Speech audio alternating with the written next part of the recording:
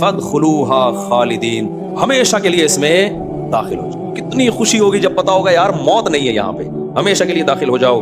پھر اللہ فرماتے ہیں وقالوا الحمد للہ الذی، جنتیوں کی زبان سے جو سب سے پہلا کلمہ نکلے گا وہ پتہ ہے کیا نکلے گا؟ جب جنت کے دروازے کے قریب ان کو لایا جائے گا اور فرشتے ویلکم کریں گے اور کہیں گے ادخلوها خالدین، ہمیشہ اس میں داخل ہو جاؤ، تو وعلیکم السلام جنتی بعد میں کہیں گے، اللہ کی حمد و ثنا پہلے کیا کہیں گے؟ قالوا الحمد للہ الذی صدقنا وعدہ، تمام تعریفیں اس اللہ کے لیے جس نے اپنا وعدہ سچا کر دکھایا۔ اللہ کہتے ہیں جب میدان حشر قائم ہوگا نا اور حساب و کتاب ہوگا تو کافر لوگ جو اللہ کے نافرمان لوگ ہوں گے ان کو ہکایا جائے گا جہنم کی طرف۔ کیا منظر ہوگا آپ دیکھو، کہیں آگ جل رہی ہو اور آپ کو اس طرف لے جایا جا رہا ہو دھکیل کے، تو کیا حالت ہوگی؟ اللہ کہتے ہیں حتی اذا جاؤہا، جب وہ اس جہنم کے گڑھے کے قریب آئیں گے، فتحت ابوابہا، جہنم کے دروازے کھول دیے جائیں گے، قال لہم خزنتہا، تو جہنم کے جو داروغہ ہوں گے نا پہرے دار، ان کو وہ بھی حیران ہوں گے۔ دیکھو ہم کوئی آگ کا کنواں جلتا ہوا دیکھیں اور کوئی شخص زندہ جانور اس میں پکڑ کے ڈال رہا ہو، ہمیں ترس آئے گا کہ نہیں آئے گا کہ یار اس کے کیا کر رہے ہو تم اس کے ساتھ؟ وہ چائنا میں ایک ویڈیو میں نے دیکھی تھی، خنزیر ہے، بہت سارے گڑھا کھود کے ان کو ڈال دیا اور اس کو آگ لگا کے زندہ خنزیروں کو مارا ہوا ہے۔ کیسا دل خراب ہوتا ہے نا انسان کا، یار تم زندہ جلا رہے ہو ایک مخلوق کو۔ تو قرآن کہتا ہے جب انسانوں کی ایک بڑی تعداد کو جہنم کے گڑھے کے قریب لایا جائے گا نا تو فرشتوں کو حیرانی ہوگی۔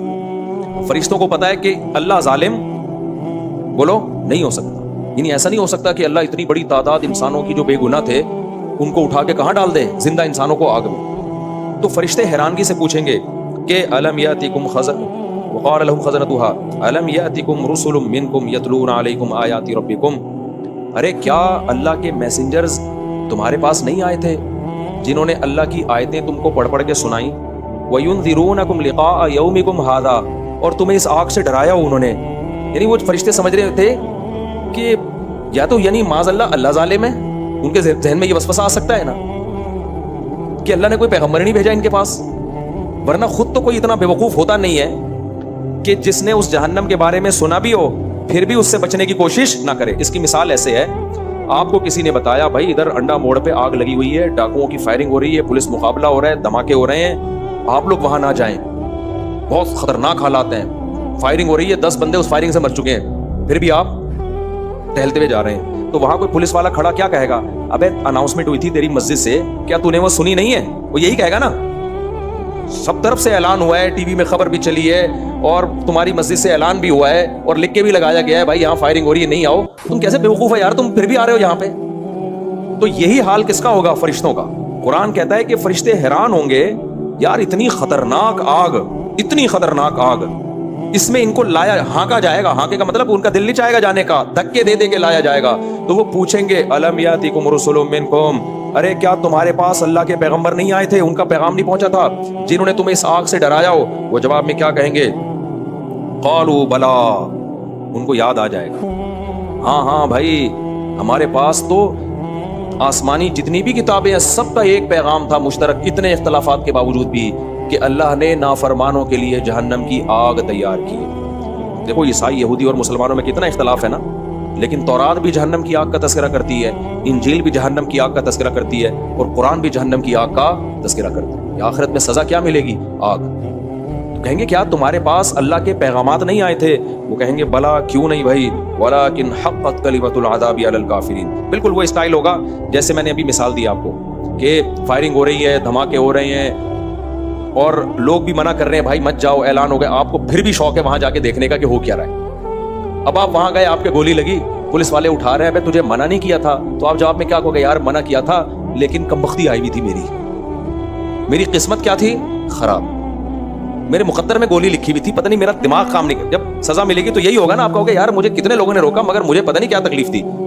بالکل یہی اسٹائل ہوگا ان کا، کہیں گے وَلَكِنْ حَقَّتْ كَلِمَةُ الْعَذَابِ عَلَى الْكَافِرِينَ، کہیں گے بھائی بات یہ ہے کہ ہمیں بہت لوگوں نے ڈرایا تھا، بہت سمجھایا تھا، لیکن اللہ کا عذاب ہم پر ثابت ہو گیا۔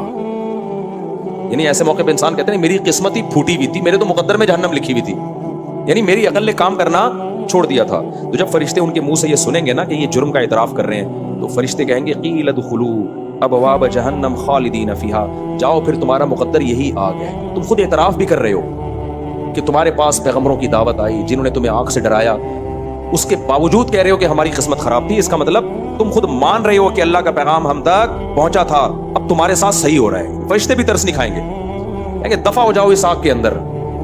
دوسرے مقام پہ قرآن میں آتا ہے کہ جب وہ آگ میں جلیں گے نا تو اللہ سے کہیں گے اے اللہ اخرجنا منہا، سورہ مومنون میں، اے اللہ ایک دفعہ اس آگ سے تو ہمیں نکال دے.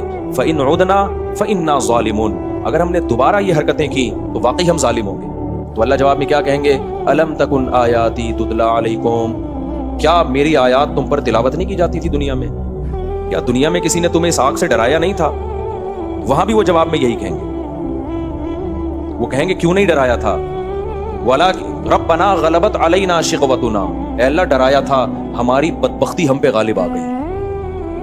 کہتے ہیں نا میری تو قسمت ہی پھوٹ گئی تھی، ہماری بدبختی ہم پر غالب آ گئی. وَكُنَّا قَوْمًا ضَالِّينَ، اے اللہ مانتے ہم گمراہ تھے، ایک دفعہ نکال دے. اللہ کہیں گے اخسؤوا فیہا، جب تم مان رہے ہو کہ پیغمبروں نے تمہیں دعوت دی تھی، تم تک دعوت پہنچی بھی ہے، اب اس میں ذلیل ہو کے پڑے رہو. پھر اللہ کیا کہیں گے کہ اخسؤوا فیہا ولا تکلمون انہ کان فریق من عبادی. دیکھو سارے اگر میری دعوت کو ٹھکرا دیتے نا تو یہ وہم ہو سکتا تھا کہ شاید اللہ کی دعوت ہی ٹھیک نہیں تھی، یا دعوت دینے کا انداز ہی ٹھیک نہیں تھا، یا اللہ نے پیغمبر بھیجے مگر ان کا پیغمبر ہونا ثابت ہی نہیں کیا. اگر سارے ٹھکرا دیتے، اللہ جنتیوں کی طرف اشارہ کریں گے انہ کان فریق من عبادی، دیکھو یہ ایک فریق یہ بھی تو ہے. اس کے پاس جب میری دعوت آئی کہ جہنم برحق ہے جنت برحق ہے، انہوں نے راتوں کو اٹھ کے دعائیں مانگنا شروع کر دی. ربنا آمنا، اے اللہ ہم نے تیرے پیغمبروں کی دعوتوں پر لبیک کہا. فاغفر لنا، اے اللہ تو ہمارے گناہوں کو معاف کر دے، جو کچھ ہم سے ہوا ہم توبہ کرتے ہیں، آئندہ بچنے کی کوشش کریں گے. ورحمنا، اے اللہ ہم پر رحم کر. یہ انہوں نے ہم سے مانگنا شروع کر دیا اور اس آگ سے بچنے کی کوشش کرنا شروع کر دی. فاتخذتموہم سخریا، اللہ کہتے تم نے ان کا مذاق اڑانا شروع کر دیا، تم نے ان کا مذاق اڑانا شروع کر دیا. اب یہ تو قصے کہانیوں میں الجھ گئے، اصل تو سائنس ہے، ایکچولی اصل تو ترقی ہے، اصل تو ڈالر ہے. تم ان کا مذاق اڑاتے تھے کہ یہ آخرت کی فکر میں اللہ سے اٹھ کے دعائیں مانگ رہے ہیں رات کو کہ جہنم سے بچا. فاتخذتموہم سخریا، تم ان کا مذاق اڑاتے تھے. آج دینداروں کا مذاق اڑایا جاتا ہے کہ نہیں؟ پردے دار عورت کا مذاق اڑایا جاتا ہے، بے پردہ کا نہیں اڑایا جاتا. وَكُنْتُم مِّنْهُمْ تَضْحَكُونَ، ہنستے بھی تھے. اللہ کہیں گے انی جزیتہم اليوم بما صبروا، انہوں نے تمہارے مذاق اڑانے کی پرواہ نہیں کی، صبر کیا. دیکھو آج میں نے کیسا بدلہ دیا ہے. یہ جہنم کی آگ ہے اور یہ جنت کے باغات ہیں. کیا انداز ہے قرآن کا. بس میں 2-4 منٹ میں یہ آیتیں ختم کرتا ہوں. انی جزیتہم اليوم بما صبروا انہم هم الفائزون. دیکھو آج کامیاب کون ہے؟ یہ ہیں کامیاب.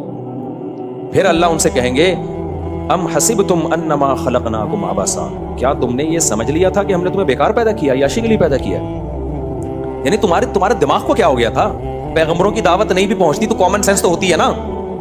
دیکھو اگر آپ جنت جہنم کو نہیں مانتے، اچھے برے عمل کو نہیں مانتے، تو پھر دنیا میں ہمارے آنے کا مقصد لائف کو انجوائے کرنے کے علاوہ کوئی بچتا نہیں ہے. پھر تو مقصد یہ ہے کہ بس شراب پیو اور زنا کرو اور لائف کرو. تو بھائی پوری کائنات کو اللہ نے تمہارے لیے بنایا اور تمہیں لائف کو انجوائے کرنے کے لیے بنایا. یہ کھوپڑی میں آنے والی باتیں نہیں ہیں. تو یہ انگریزوں پہ سوٹ کرتی ہیں، ہندوؤں پہ سوٹ کرتے ہیں، نائٹ کلب اور شراب اور کباب، کیونکہ وہ کہتے ہیں مرنے کے بعد ہم ختم ہیں. جو موت کے بعد کی زندگی کو مانتا ہے اس پہ یہ عیاشی سوٹ نہیں کرتی. تو اللہ کہیں گے ام حسبتم، ارے تم جہنم میں جل رہے ہو، تم بے وقوف ہو، تم نے یہ گمان کر رکھا تھا انما خلقناکم عبثا، ہم نے تمہیں ڈراموں فلموں دیکھنے کے لیے پیدا کیا ہے، لڑکیوں سے دوستیوں کے لیے پیدا کیا ہے، اور یہ ساری کائنات تمہاری خدمت میں اس لیے لگائی ہے کہ تم ہماری نہ مانو، تم اپنی چلاؤ. کیسے بے وقوف تھے تم؟ تو اب تمہاری سزا یہی ہے، یہی جہنم کی آگ.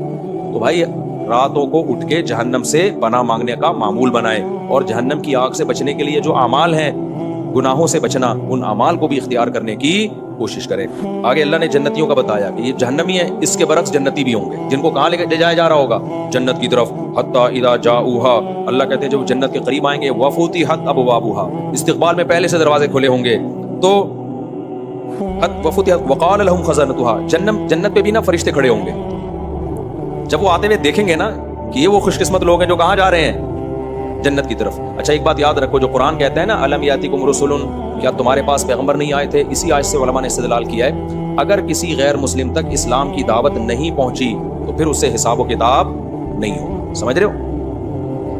ہمیں نہیں آ رہی کیا سمجھ میں؟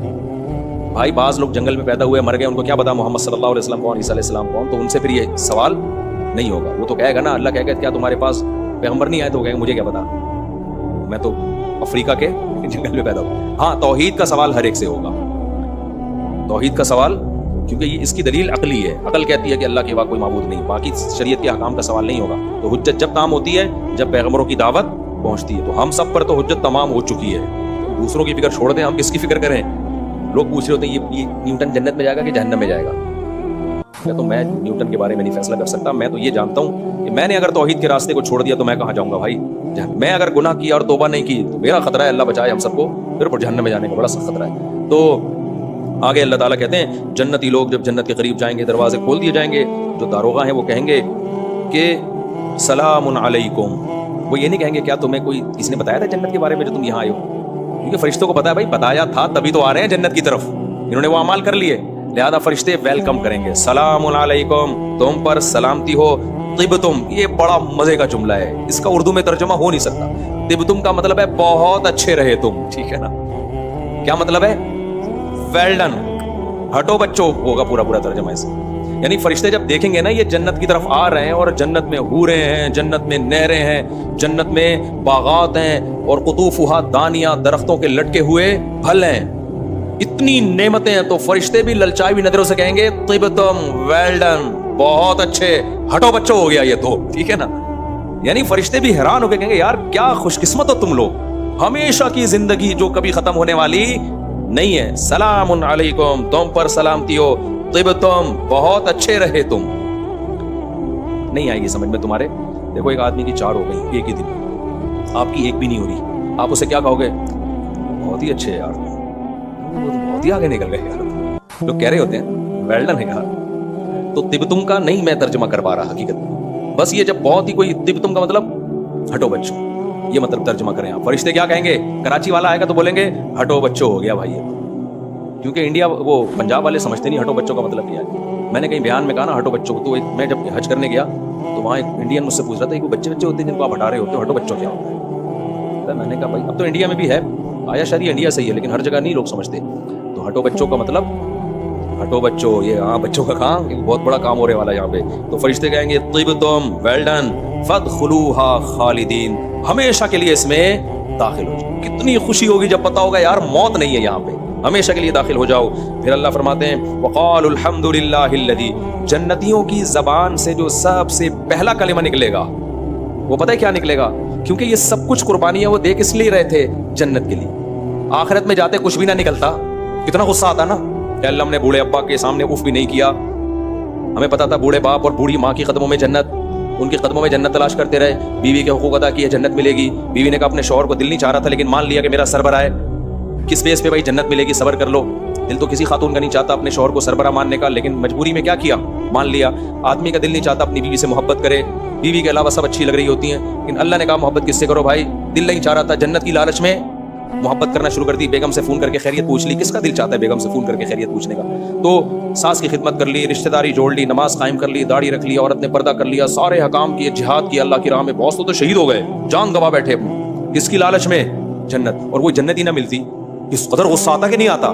لیکن اللہ کہہ رہے ہیں جب جنت کے دروازے کے قریب ان کو لایا جائے گا اور فرشتے ویلکم کریں گے اور کہیں گے ادخلوها خالدین, ہمیشہ اس میں داخل ہو جاؤ, تو وعلیکم السلام جنتی بعد میں کہیں گے, اللہ کی حمد و ثنا پہلے. کیا کہیں گے؟ قالوا الحمد للہ الذی صدقنا وعدہ, تمام تعریفیں اس اللہ کے لیے جس نے اپنا وعدہ سچا کر دکھایا. جو وعدہ اس نے کیا تھا, تو یہ سیاسی وعدے نہیں نکلے. سیاسی لیڈر تو کتنے وعدے کیے تھے نا. ایک سیاسی رہنما میرے پاس آیا الیکشن سے پہلے, آپ کو پتہ نہیں چلے گا کس کی بات ہو رہی ہے تو اس لیے اس میں غیبت نہیں. کہنے لگے دیکھیں آپ تک تو ہم نے ہی کراچی میں جتنا بھی کام کیا ہے, جتنا بھی, مجھے اتنی ہنسی آ رہی تھی, میں بڑی مشکل سے یار جھوٹ بولنے سے پہلے کراچی میں کام ہوا کدھر ہے. مجھے کہہ رہے ہیں جتنا ڈیولپمنٹ کا کام کراچی میں نظر آ رہا ہے آپ کو پتہ ہے یہ کس نے کیا. تو دوسرا تھا نیچے میز کے, میں نے کہا یار کوئی حد ہوتی ہے, لطیفہ سنانے سے پہلے بتا تو دو کہ میں لطیفہ سنا رہا ہوں, میں تیاری تو کروں اتنا, کیونکہ یہ چھوٹا لطیفہ نہیں ہے, اس پہ بہت زیادہ ہنسنا پڑ رہا ہے. یعنی ڈھیٹ پنے کی انتہا, یعنی وہ چاہ رہے تھے کہ میں ان کو پروموٹ کروں ایکشن. بہت آپ نے کام کیا ہے یہ تو ہمیں پتہ ہے الحمدللہ. تو بہت سے لوگ آئے ہیں, کوئی ایک کی بات نہیں کر رہا کہ کسی ایک کی طرف ذہن جائے, یا کوئی بندہ کہ اچھا میں ملنے آیا تھا تو میں مراد ہوں, نہیں بھائی آپ کے علاوہ کی بات کر رہا ہوں. بہت لوگ آئے ہیں الیکشن سے پہلے, میں نے تو پھر کسی کو پروموٹ کیا ہی نہیں نا. میں نے کہا تو وہ جب انہوں نے یہ کہا نا کہ دیکھیں اب تک جو ڈیولپمنٹ کا, ڈیولپمنٹ نہیں, ڈیولپمنٹ نظر آ رہی ہے آپ کو کراچی میں کتنا, یہ سب ہمارا ہی ہے. مجھے بہت, میں نے کہا یار اللہ نے جہنم غلط نہیں بنائی ہے, بالکل صحیح بنائی ہے. کہ کچھ لوگ ایسے ڈھیٹ ہیں, کیا ایک کیل تم لوگوں نے ٹھوکی نہیں ہے کراچی میں یار, اور ووٹ مانگنے سے پہلے کہہ رہے ہو سارا کام کس نے کیا ہے. ہم نے کیا ہے. کام کہاں کیا ہے جو آپ کہو کہ ہم نے کیا ہے؟ یہ ایسے جیسے گٹر میں ڈھکن نہیں اور کہہ رہے ہیں ڈھکن کس نے لگایا ہے؟ یہ تو میں نے لگایا. ابے ڈھکن تو پہلے لگا ہوا دکھام, یہ تو بعد میں بات ہوگی کہ تو نے لگایا ہے کسی اور نے لگایا ہے. بہت ڈھیٹ ہوتے ہیں یار یہ سیاسی لوگ, اللہ کی پناہ ہے یار. مجھے تو ہنسی اتنی آ رہی تھی, میں نے بعد میں ہنسا جانے کے بعد میں نے کہا یار انسلٹ ہو جاتی ہے اس بندے کی. میں نے کہا یار دیکھو یار. اچھا خیر, تو وہ کیا کہیں گے؟ صدقنا وعدہ, کہیں گے اللہ کے وعدے سیاسی وعدے نہیں. اچھا کمال کی بات ہے الیکشن کے بعد بھی نہیں ڈھکن لگے, بھی نہیں ڈھکن لگے. تو صدقنا وعدہ کہیں گے تمام تعریفیں اس اللہ کے لیے ہیں جس نے اپنے وعدے کو سچا کر دکھایا. وَأَوْرَثَنَا الْأَرْضَ نَتَبَوَّأُ مِنَ الْجَنَّةِ حَيْثُ نَشَاءُ, اور ہمیں اس جنت کی زمین کا وارث بنا دیا اس نے. بحریہ ٹاؤن میں آج تمہارا ایک پلاٹ نکلا ہے, خوشی سے پاگل ہو جاؤ تم. وہ کہیں گے تمام تعریفیں اس ہماری تعریف نہیں ہے, تعریف تو اس ذات کی ہے جس کے لیے ہم نے تھوڑی سی قربانی دی اور اس نے ہمیں اس جنت کا وارث بنایا جس میں جہاں چاہے ہم ٹھکانہ بنا سکتے ہیں. فَنِعْمَ أَجْرُ الْعَامِلِينَ, پھر وہ کہیں گے عمل کرنے والوں کا اللہ تو نے کتنا اچھا بدلہ دے دیا, اتنی کی تو ہمیں توقع نہیں تھی, کتنا اچھا بدلہ دے دے گا تو. تو جنت کیا ہے پھر انشاءاللہ میں کل اس کی تھوڑی سی تفسیر میں بتاؤں گا کہ چھوٹی سی جنت کتنی بڑی ہے, چھوٹی سی جنت. تو اس لیے بھائی راتوں کو تہجد میں جہنم سے پناہ اور جنت کی لالچ میں بھی تھوڑا سا اللہ کو. ہماری سب سے بڑی ضرورت یہ نہیں کہ 4 شادیاں ہو جائیں یا فلانی جگہ سیٹنگ کامیاب ہو جائے. میری اور آپ کی سب سے بڑی ضرورت جہنم کی آگ سے بچت اور جنت میں داخل. یہ اصل ہے ہمارے لیے, اصل کامیابی, اصل ترقی یہ ہے. اس کی کوشش کرو, اللہ تعالیٰ سمجھنے کی عمل کی توفیق عطا فرمائے. اب اتنے سارے سوالات بچوں کو بعد میں بتاؤں گا. کلا بہت کیا ننگے سے نماز ہو جاتی ہے, بہتر نہیں ہے. نبی نے ہمیشہ ٹوپی پہن کے نماز پڑھی ہے بھائی. مرد کے لیے کیا لکھا میرے بھائی, گلے میں چین ڈالنا, بریسلیٹ اور چین پہن جائز نہیں ہے مردوں کے لیے. مرد صرف چاندی کی انگوٹھی پہن سکتا ہے اور کسی بھی قسم کا زیور مرد بولو نہیں پہن سکتا. صرف چاندی کی انگوٹھی, اگر آپ نے شوق پورا کرنا ہے تو انگوٹھی پہنے, وہ بھی کس کی؟ چاندی کی. بس آج کل ہو گیا ہے کہ ہاف سلیو اور ٹی شرٹ پہن کے نماز پڑھتے ہیں. ہاف سلیوز میں بھی نماز ہو جاتی ہے. ہاں حدیث میں اس سے منع کیا ہے فولڈ کرنے سے, یہاں تک فولڈ نہ کریں, کونیوں تک. تو اگر پہلے سے ہی آستین ہے یہاں تک ہے تو وہ پھر اس میں کوئی حرج نہیں ہے, لیکن پورا کرتا تمیز سے پہن کے پڑھ لیں گے تو زیادہ اچھا ہو جائے گا. بہرحال ہاف جو سلپس ہوتی ہیں ان میں بھی نماز ہو جاتی ہے, کوئی حرج نہیں ہے. اچھا میرے بھائی سجدہ کرتے ہیں تو کیا لکھا ہوا یار, یہ تو غلط لفظ لکھا ہوا. بعض لوگ سجدہ کرتے ہیں نا تو وہ کمر کھل جاتی ہے تو نماز نہیں ہوتی ان کی, کیونکہ صدر میں داخل ہے کمر بھی. ناف سے نیچے کا ایریا کمر یا پیٹ کا صدر میں داخل, سمجھتے ہو؟ لفظ ٹھیک نہیں لکھا ہوا, اس کو ٹھیک کر لو. اچھا بھائی سبحانک اللہم و بحمدک اشہد ان لا الہ الا انت استغفرک.